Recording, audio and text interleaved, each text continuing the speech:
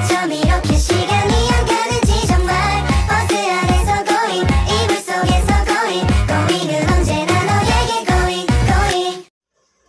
Bismillahirrahmanirrahim. Assalamualaikum warahmatullahi wabarakatuh. Kali ini saya akan memberikan sedikit penjelasan mengenai konsep dasar geografi dan sejarah. Yang pertama itu mengenai konsep dasar geografi.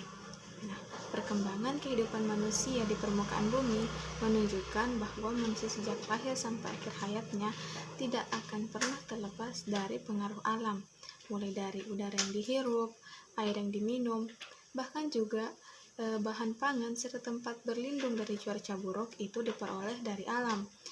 Nah, melalui penggunaan dan manfaatan alam inilah yang membuat manusia akan berangsur-angsur mengenal berbagai unsur dari alam. Jika manusia mengenal lebih jauh lagi, dimungkinkan manusia dapat mengembangkan kemampuan akalnya sendiri. Sejalan dengan perkembangan kebudayaan dan geografi manusia di permukaan bumi, dikembangkanlah pengetahuan geografi dan konsep-konsep geografi yang menjadi dasar pengetahuan geografi. Pengertian geografi itu sendiri menurut rumusan Geografi Indonesia adalah ilmu yang mempelajari persamaan dan perbedaan fenomena geosfer dengan sudut pandang, lingkungan atau kewilayahan dalam konteks keruangan.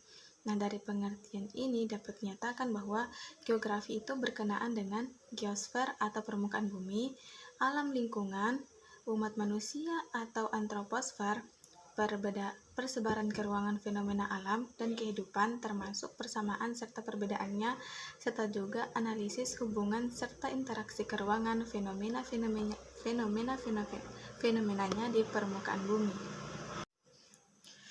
Yang kedua yaitu konsep dasar sejarah.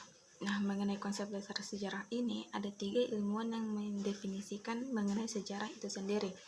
Yang pertama itu Ugiono dan P.K. Purwantana, yaitu mendefinisikan sejarah adalah gambaran tentang peristiwa-peristiwa masa lampau yang dialami manusia, yang disusun secara ilmiah, meliputi urutan waktu, diberi tafsiran dan analisis kritis sehingga mudah dipahami dan dimengerti.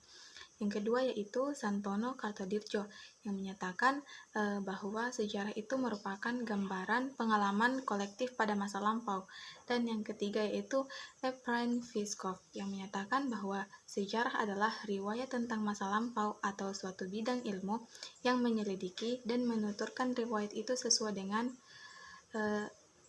dengan metode tertentu yang terpercaya. Nah, berdasarkan ketiga definisi ini, dapat disimpulkan bahwa sejarah itu terletak pada masa lampau, baik berupa peristiwa, pengalaman kolektif maupun riwayat masa lampau. Nah, secara singkat, sejarah itu juga berkenaan dengan peristiwa masa lampau tentang kehidupan manusia dalam konteks sosialnya. Konsep dasar sejarah dalam bidang ilmu itu mencakup waktu, dokumen, alur peristiwa, kronologi, peta, tahap-tahap peradaban, ruang, evolusi, dan revolusi.